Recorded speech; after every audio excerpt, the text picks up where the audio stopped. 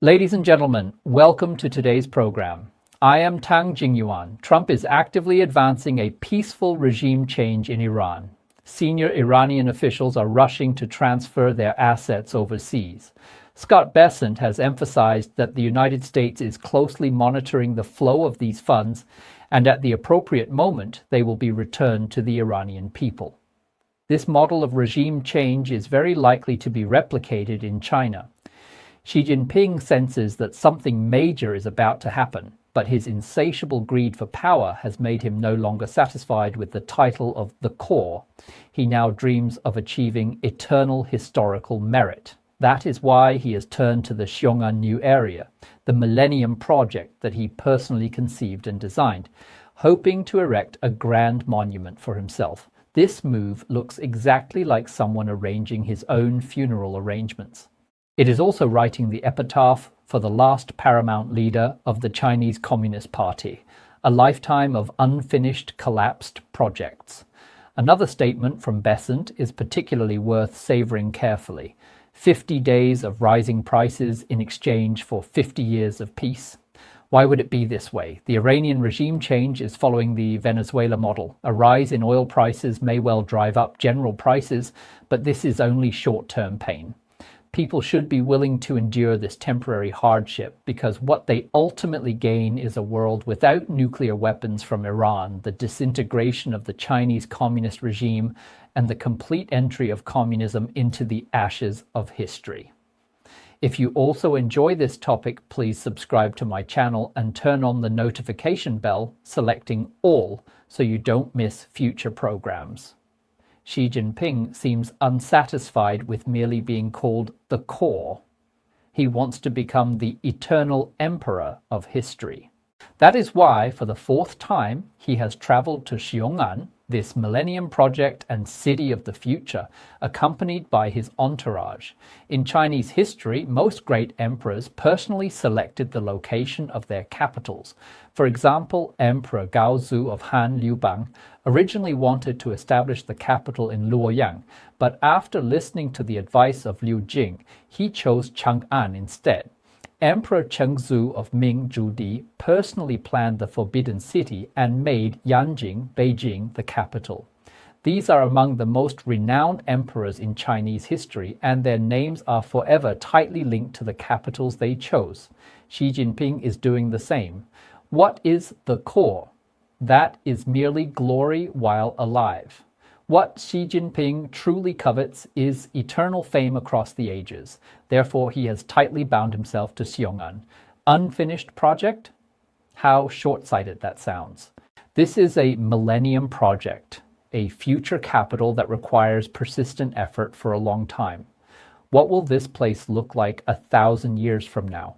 In 2017, Xinhua's official dispatch loudly declared, "The establishment of the Xiongan New Area in Hebei is a millennium project and a matter of national importance." On March 24, 2026, Xinhua's report was almost word-for-word identical. "The establishment of the Xiongan New Area in Hebei is a millennium project and a matter of national importance." According to an article published by Old Farmer Asks on November 17, 2025, after 8 years, Xiongan has not become a second Shenzhen. Instead, it has turned into a silent, model empty city.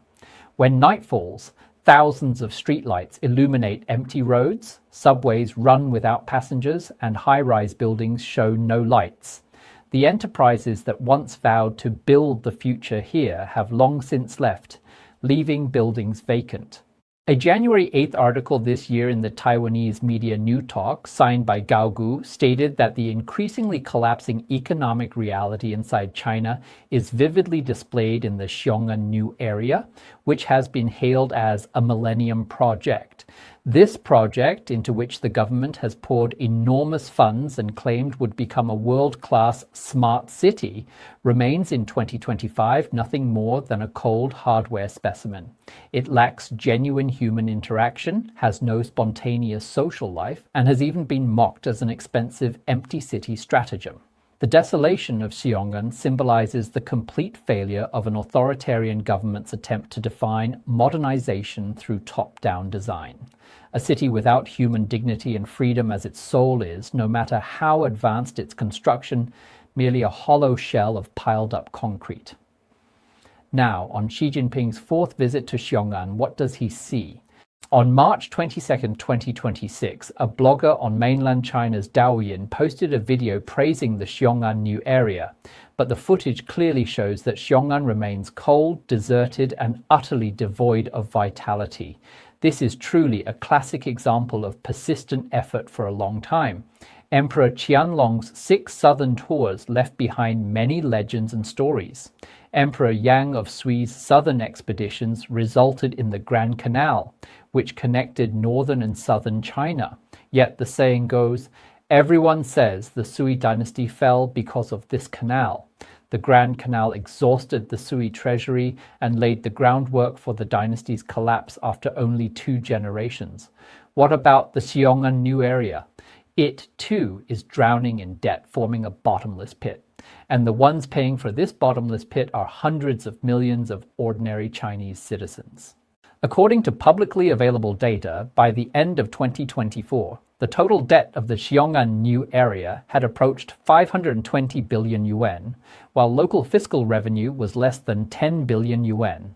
This means the debt-to-revenue ratio has exceeded 50 times, a financial suicide structure by any global standard for a city. Initially, the central government supported it through special bonds, infrastructure funds, and state-owned enterprise financing. But with the nationwide collapse of the real estate market and fiscal tightening, the city-building machine in Xiongan lost its blood supply. The debt snowball can no longer roll. Construction has halted, capital chains have broken, and enterprises have fled. This is the real picture of the Millennium Project collapsing. How terrifying is the Chinese Communist government's debt level? There is no single consistent figure because the CCP treats its real fiscal data as a top state secret and guards it tightly. It cannot be easily exposed. However, professional institutions still have ways to make professional assessments. Fitch Ratings is one such agency. This renowned international rating firm has released a shocking figure. In 2024, the 15-year comprehensive debt servicing ratio for local government financing vehicles was only 0.42. Approximately 34 trillion yuan in debt needs to be filled, while the current debt swap quota can only cover about 30%. This leaves a roughly 24 trillion yuan gap with no funding in sight. In other words, China's local government financing vehicles cannot repay their debts through their own profits and can only borrow new debt to repay old debt. This is called a debt spiral. The more they borrow, the slower growth becomes, and the more they need to borrow. As a result, nearly half of all LGFVs can only survive with subsidies. According to Nikkei Asia, nearly 10% of LGFVs are already loss-making. The entire sector's net profit is only 550 billion yuan, yet it receives over 1 trillion yuan in subsidies. After removing subsidies, almost half of the LGFVs are operating at a loss. This means that the large number of infrastructure projects built through local government borrowing in China have not generated sufficient returns. Debt repayment in the future will be a long and arduous road. This will not only drag down economic growth targets, but may also shake global investors' confidence in the Chinese economy. More fatally, the debt will eventually crush everything. While Xi Jinping is busy erecting his Millennium Project political monument in Xiongan, Trump is wrapping up the war in Iran. Because Iran is very likely to undergo a peaceful regime transition, just as Trump previously promised with the Venezuela model. On March 24th, Al Arabiya television, citing Israel's Yedioth Ahronoth, reported that Iranian Foreign Minister Araghchi has secretly informed U.S. envoy Witkoff that Iran's new supreme leader, Mojtaba Khamenei, has agreed to negotiate with the U.S. side to reach an agreement and end the war as soon as possible. Israel's Ynet News website also reported that during the call with Witkoff, Araghchi showed willingness to move toward an agreement. According to sources familiar with the conversation, Araghchi told the U.S. side that Iran has obtained authorization from the supreme leader and can solve the problem quickly as long as Iran's conditions are met. Trump's son-in-law and another envoy, Jared Kushner, reportedly also participated in the call, reflecting that contact between the two sides continues even as Iran publicly denies that negotiations are underway. On March 23rd, Trump stated that the U.S. and Iran had held very good and productive talks over the past 2 days. He has ordered a 5-day delay in military strikes targeting Iranian power plants. Trump also claimed that U.S.-Iran negotiations have reached a consensus on several major issues and that an agreement may be reached within 5 days. A Pakistani official and another source told Reuters that the two sides may hold direct talks on ending the war as early as this week in Islamabad, the capital of Pakistan. Why is Iran so eager to end the war? Because it can no longer withstand the domestic economic pressure. Since coming under joint U.S.-Israeli attack at the end of last month, Iran's inflation crisis has further deteriorated. Recently, it even issued the highest denomination banknote in its history, 10 million rials, the largest face value ever in the country. The front of this pink banknote features the Jame Mosque of Yazd, and the back shows the ancient city of Bam. In the upper right, it prints 10 million rials, but in the lower right, it omits 4 zeros and simply prints 1,000. The Financial Times noted that before the central bank issued the new note, Iranians rushed to banks to withdraw cash to pay for soaring food prices. The Iranian central bank claimed that issuing the new note would ensure that the public can withdraw cash. In reality, however, Iranian banks continue to restrict cash withdrawals. An 80-year-old man said he was initially allowed to withdraw only 10 million rials. After making a scene, he was permitted to withdraw 30 million. The Telegraph reported that as the war further reduced raw material supplies, food prices in Iran have continued to rise, though the actual selling prices of bread and dairy products locally are difficult to ascertain.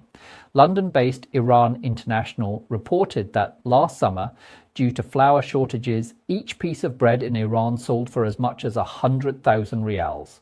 Iran's Statistics Bureau reported last month that annual inflation reached 47.5%, with food and beverage prices rising by as much as 105%. From this, it is clear that behind any war lies an economic war and a financial war.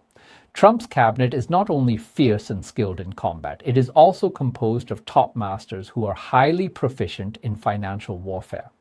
On Sunday, March 22nd, U.S. Treasury Secretary Scott Bessent, in an interview on NBC's Meet the Press, was asked whether Trump was preparing to scale back the war or expand operations. Bessent replied that the two are not contradictory. Sometimes you have to escalate first in order to de-escalate. Bessent further explained that this approach is the only language Iran understands. This statement sends a clear signal. Within the Trump administration, cooling down does not necessarily mean immediately reducing military pressure. Instead, stronger action may be seen as a prerequisite for forcing Tehran to make concessions. Just hours before Treasury Secretary Bessent made these remarks, President Trump posted on Truth Social, giving the Iranian leadership 48 hours to open the Strait of Hormuz, or face U.S. military strikes that will hit and destroy their power plants, starting with the largest ones. Bessent said, "I think the American people understand that after a period of temporarily rising prices, I don't want to put too fine a point on the timeline, but let's say 50 days from now, prices will eventually come back down. In return, we will gain 50 years of peace, an Iranian regime without nuclear weapons. Thanks to President Trump, the American people are beginning to grasp this truth. Without security, there can be no prosperity." When asked whether this meant prices would start falling after 50 days, Bessent replied, "I was just giving an example off the cuff. I don't know if it will be 30 days, 50 days, or 100 days, but in exchange, we will have 50 years of peace in the Middle East and a weakened Iranian regime." There is something in Besant's words worth savoring carefully. This is the logic of war. Teach the enemy a lesson in the language the enemy understands. For instance, Iran resisted desperately only to be crushed by hyperinflation that destroyed Iranian society, finally forcing it to raise its hands in surrender and negotiate with the United States. On Thursday, March 19th, Treasury Secretary Besant, in an interview with Fox Business, revealed that the United States has begun freezing the bank accounts of senior Iranian officials, and that officials from core departments have already defected because they are beginning to realize the current state of the Iranian regime, which is very likely to collapse on its own. Besant said, "On the financial front, we have identified exactly where Iranian officials are transferring funds abroad. We are working to seize these assets. We will return these assets to the Iranian people." Besant added, "We are starting to see defections across the entire Iranian regime, and things will ultimately end this way." So, the idea of so-called loyalty to the Iranian system is simply absurd. President Trump said, "There is also large-scale defection within the Iranian military. There is a significant amount of military defection occurring inside Iran." Besant stated that although U.S. media rarely reports it, the result of large numbers of officials and military personnel defecting is the complete disintegration of the Iranian regime. In fact, the United States has already begun replicating the Iran peaceful regime change model in China. After the Chinese communist regime disintegrates, the astronomical assets hidden overseas by CCP officials will very likely return to the embrace of the Chinese people. For now, China's economic situation may be slightly better than Iran's. After all, the CCP has extracted decades of wealth from globalization and the Chinese people, claiming to have several $1 trillion in foreign exchange reserves. However, China's so-called reform generation middle class is losing its property, and their dreams of prosperity are beginning to shatter. The New York Times reported on March 23rd that due to economic weakness, many members of China's middle class who grew up during the reform and opening up era have been laid off and suddenly face mid-career unemployment and downward social mobility. Harry Guo, born in 1971, is the most typical example. Harry Guo belongs to the reform generation. He came of age during the wave of deepened economic reforms in China in the 1990s. He taught himself information technology, worked for several multinational companies, and later joined a leading Chinese internet company. In his 40s, he entered the middle class. His life was stable. He and his wife paid off the mortgages on 2 properties ahead of schedule and sent their daughter to Canada for high school and university. However, since being laid off in October 2023, Harry Guo has been unable to find work.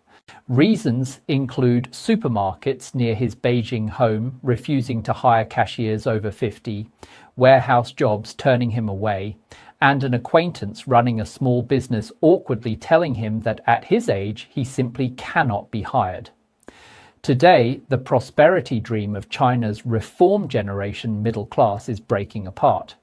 In China's major cities, mid-career professionals who rose with the reform tide have discovered that the labor market no longer has room for them. In China's economy, which worships youth, they are too old. For companies facing pressure, their salary costs are too high.